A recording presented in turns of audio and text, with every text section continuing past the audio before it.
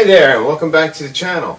So, the last time I made a video, I said I was so happy with that vocal track, and I played it back and everything, and as I continued to listen to it, I just became more and more frustrated and not liking it at all. That one was the one that I played back was too polite. I tried to go easy on the chorus so that I wouldn't have the problem of pushing too hard, and instead I got like this sort of milquetoast delivery that was just sounded sort of tired and just like too careful, you know, and the song felt like it had just turned into nothing. It's just weird. It's like you spend all that time visualizing, you know, what the thing that you're going to do, and it just comes to that, you know. It's kind of hard. And so I went through a really dark couple of nights, you know, with it. I really felt a little like lost, really lost. I don't know what happened. Well, I know a couple things happened, and I wanted to go over it because it might help somebody just when you're trying to make mic choices. Okay, so typically when I sing a vocal, it's like, this is the mic I use on a snare, and it's like, it's not a very expensive mic. I think it retails for like 100 and something, 50 something. I got it for like $100 from Pitbull Audio, which I have no affiliate. I never have any kind of connection with these people. I don't do any shilling or anything. I just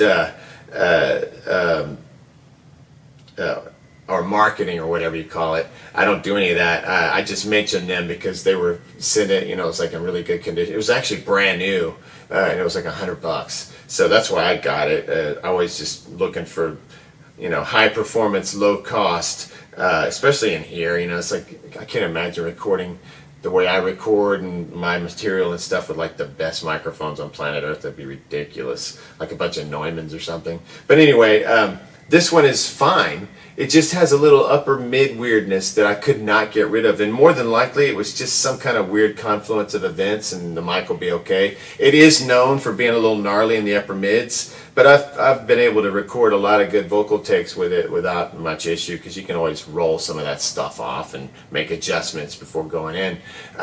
But this time I couldn't get there with this thing. I don't know what was going on. It was just so annoying. I just got so frustrated. So here's what was happening. So I had the condenser mic in, and the whole song is like, you know, I've got this "Can't remember anything," and typically when I would sing a part like that, I'm going to be close to the mic. And I started listening to a lot of vocal performances and realized what I wanted was that close tone, not the big reverb room tone, but that drier up close tone. And we were talking about Mark Lanigan from Screaming Trees when he did his guest vocals on the Queens of the Stone Age, that song "In the Fade." It's a perfect example of what I'm talking about. It's like a drier tone right up on the mic, has a real intimate sound. You don't get that kind of airy tone of like tons of room and like you're far away from the mic like other vocal tracks would. So then I started, every single song I listened to, I'm like, is that a wet vocal or a dry vocal? Is that reverb, or, you know, is that super compressed? Is he holding an SM57 here? I mean, it's like, because I've heard Bono sings into an SM57, so I don't know. But I started thinking the song needed that kind of approach. And I remembered working with Steve Albini, and one of the things that he was big on was varying the room tone on the songs. So like a super hard rocker, you know, there's this, we might go into the vocal booth and get that dry tone. Something with a little more air in it, a little more opened up, you know, like maybe a mid-tempo song or something. Out into the big room, he's got this big, huge room, and you get like this massive, like orchestral tone, you know, like you're in this big room. Natural reverb. No, you know, he doesn't add stupid effects or anything like that. It's like, you know, everything is real. Real as real gets. And that studio, it's got like adobe walls, like a bunch of punk rockers built this place. It's unbelievable. And it's the most right-sounding room I've ever been in, and the drum room is insane. But the main point is that each song he would make a decision. Let's do this one dry, let's do this one wet. And so I was like, you know what? This one needs to be dry. And the other thing that was really frustrating me as far as the Zoom goes, for all the Zoom people to relate to, is the usual effect I use is number 26 in the dual mic algorithm, and that's called Big Shape. It's great for a snare drum. It's like got a lot of compression and limiting on it. but it's a little pitched up. This mic wants to pick up the pitched up frequency stuff that is not my favorite area to be emphasizing in a kind of up way. And it was just a clash, man, serious clash. It sounded like bathroomy. Even if the take had been okay, it was unacceptable tonally. I couldn't get that sound out. It was like a tin can tone on my vocal that just could not dial out. And once I start fighting EQ to that level, I'm always going to re-record because there's no way I can live with that. Meanwhile, I had to re-record the guitar solo as well. And I found that the secret of that was to have this amplifier all the way to 10, the treble about at 8, the bass at 10, and then what I did with the guitar, because my hand was slapping on the pickups, is I dropped these pickups all the way down, and because I was only using the bridge, and I even lifted up the treble side and dropped the bass a little bit because I kept doing this kind of stuff. I'm just inexperienced with serious like bluesy shredding, so I'm still just like super sloppy. It's gonna get better though, and I like the raw energy that I was able to capture, so I had to redo that as well. But as far as the vocals go, back to that, I'm happy with that. It's gonna be fine. But as far as the vocals go, I ended up switching to the ribbon, and the ribbon is not typically a mic I've had good luck with. It's kind of woolly, it's rolled off on the top, and so I should really upgrade the transformer in this. This is a stock transformer that comes with it, and I should open it up, pull that baby out, and order a Jensen or like an Altec, a vintage Altec. All those gotten ridiculously expensive. Back when I was in hi-fi, I was always looking for Altec microphone transformers to use as a step up from the turntable, so that if you have a moving coil pickup on it, you got to get, stylus on there. You need enough millivolts to boost it to get it to RAAA once it hits the phono stage. And so I had to use these Altec 4722s, and back then you could get them for like, I don't know, $50 a piece. Now they're like $350 a piece.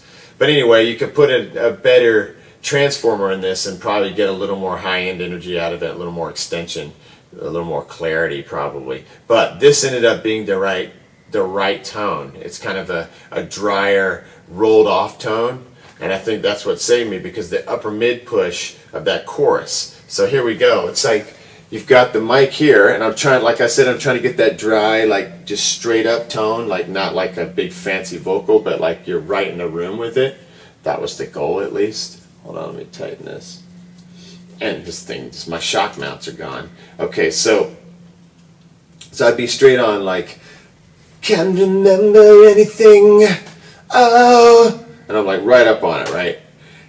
And then I was kind of stepping back, ooh, I can feel it come. And for whatever reason, I guess because my push in the upper mids, the microphone, the effect, all that, when I was pushing like that, it was just pegging and just having this irritating like upper mid flavor that I just hate the sound of, mixed with the terrible sound of the effect.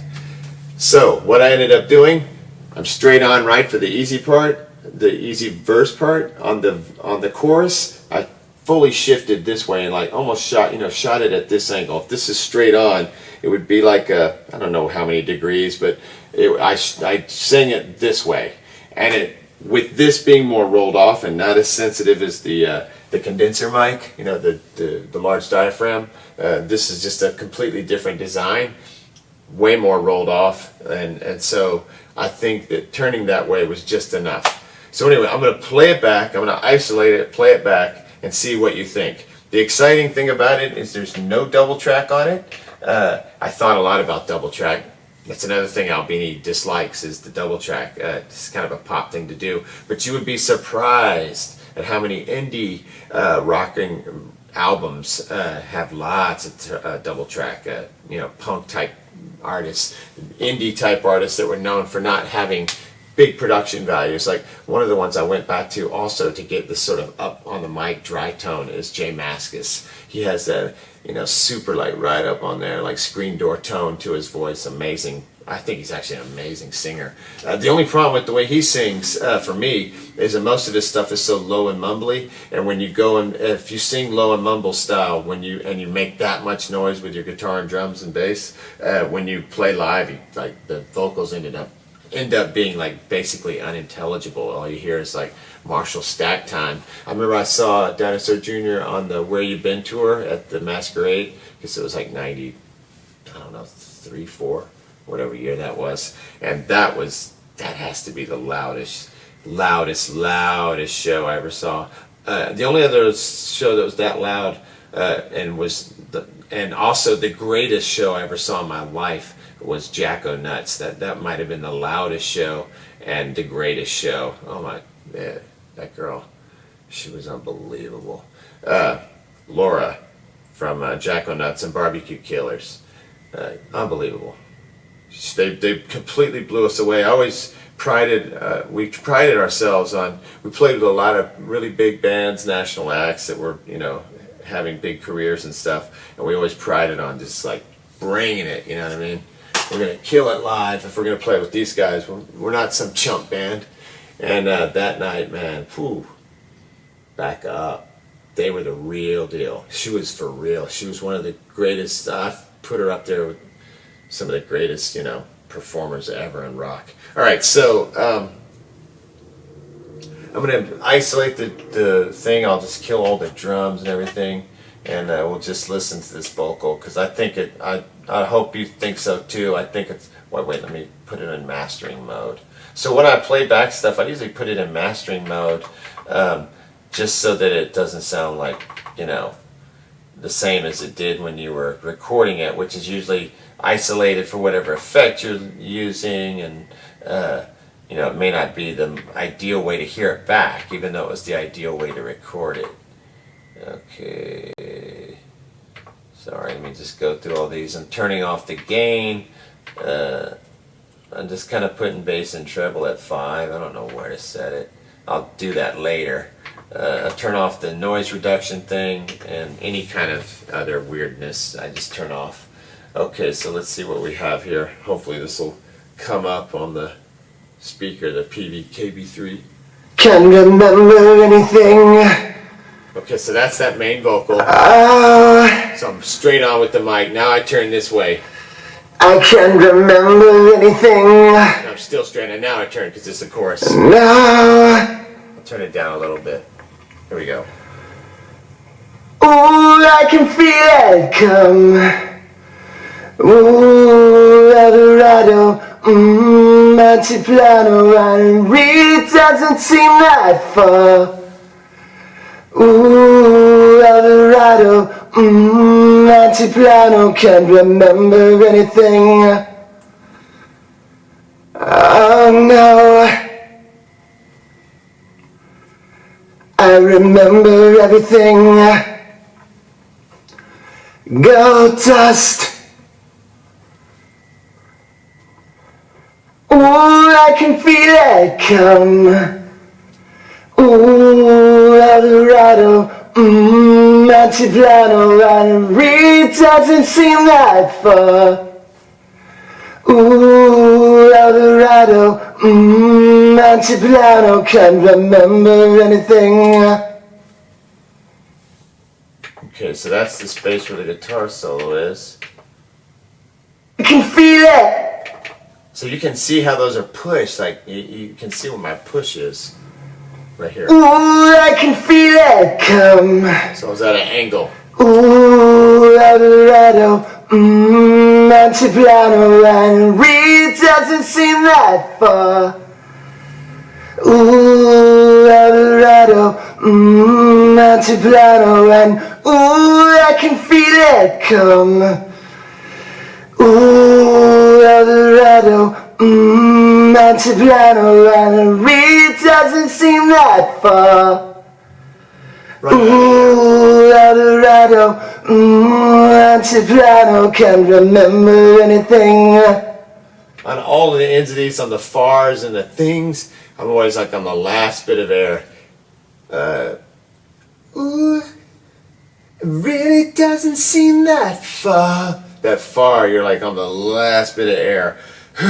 And here's what you do. Even if you feel like you have no air left, as long as you're pulling that diaphragm in and bringing it back up towards you as hard as you can, you're gonna get it. You're gonna get. There's more air in there than you think. You think you're done with air, but that will push it the rest of the way. Give you a strong ending, strong finish. Okay, so then this is the gap where the guitar goes, and then I start singing the.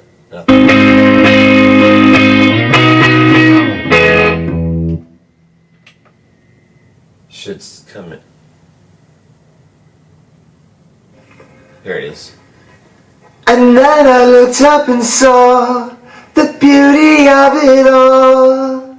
I got a low harmony too. The streets were made of gold. Okay, I forgot. There's the low harmony too. And then I looked up and saw the beauty of it all. The streets were made of gold, their greedy little souls. The streets were made of gold, greedy little, all the streets were made of gold. Greedy little, all the streets were made of gold. Greedy little souls.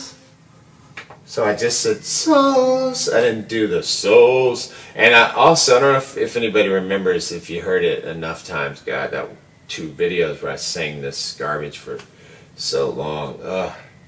But no wasted work in the universe, so no matter what you do, it wasn't wasted. So now let's just, and the guitar solo. So I'll just play that back real quick, just to document that's the appearance of the guitar solo. Okay, so that was at 1:17. I'm scared to hear that on its own, but here we go.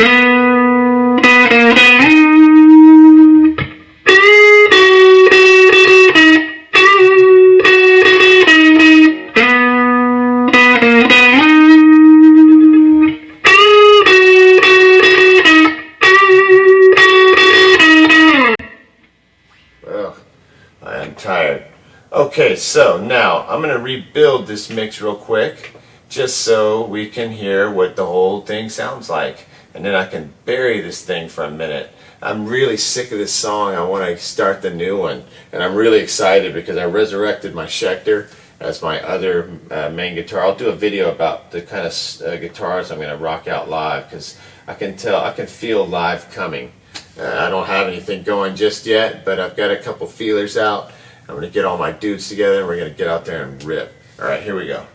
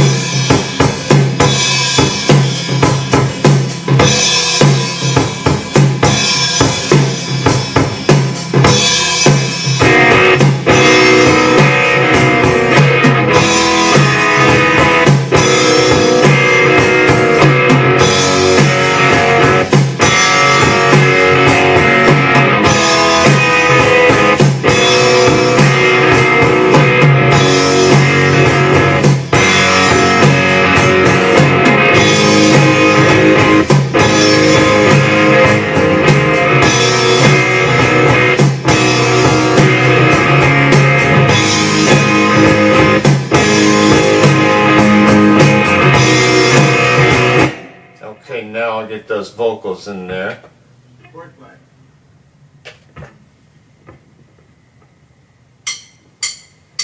Can't remember anything.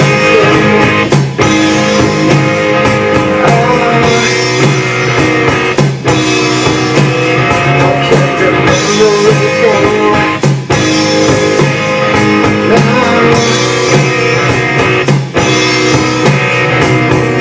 Ooh, I can feel it coming. Ooh, la-la-la-la. It doesn't seem that far. Ooh, la-la-la-la.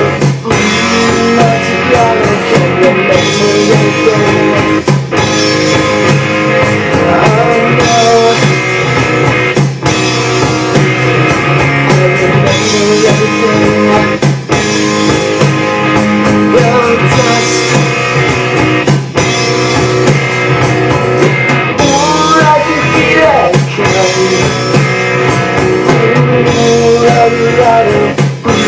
Okay, so right there it sounded kind of loud. Watch, I'll just ride the vocal.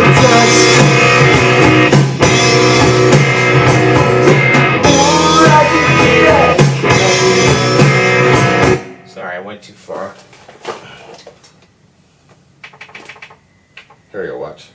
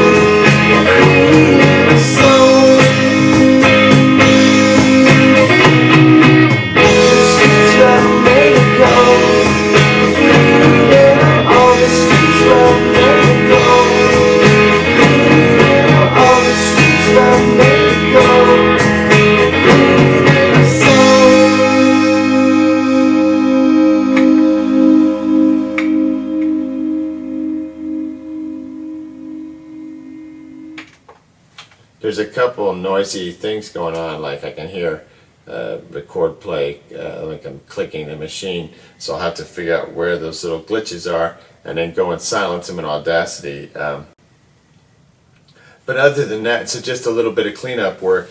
Other than that, I'm going to bury this track, and the next video I make, I'll have my Schecter here, and I'll do a showdown. We'll decide which song is going to play the guitar part on my new song, because the new song is actually the remnants of an old song that I actually wrote on a Carlos acoustic guitar in like 1991 or something. It was like one of the first songs I ever wrote, and it's in 3/4 time, and I didn't even know what 3/4 time was, even though I'd been in band and played French horn and tuba and stuff like that, and a little bit of piano. It had been years since I'd thought in terms of like, you know, meter and time signature and stuff like that. So I just sort of stumbled into doing a 3/4 thing on it. It might even be 6/8. I can't remember. But the song never got. I did finish it and we recorded it, but it was like an early version. And I've always wanted to mess. People always like it and want me to do something with it. And it just, the way it wasn't like finished or anything. So now, with my knowledge now and years of experience, maybe I can go in. I actually added a part to it too musically that made it feel more substantial as a song.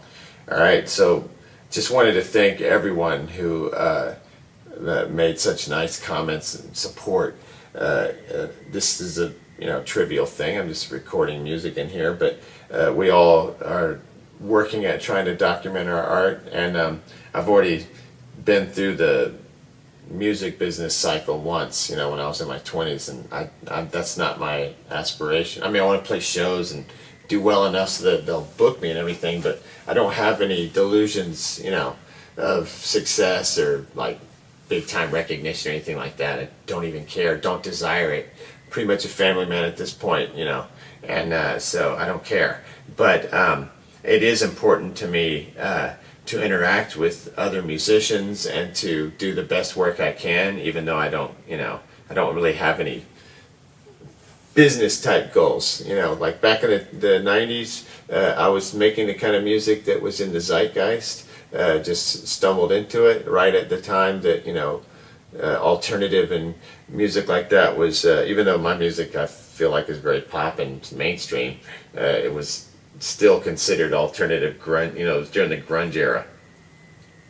And I found the record industry to be incredibly unpleasant, and I hate music business type stuff. I mean, it was really fun when it was going well and they were buying you dinner and giving you money and stuff.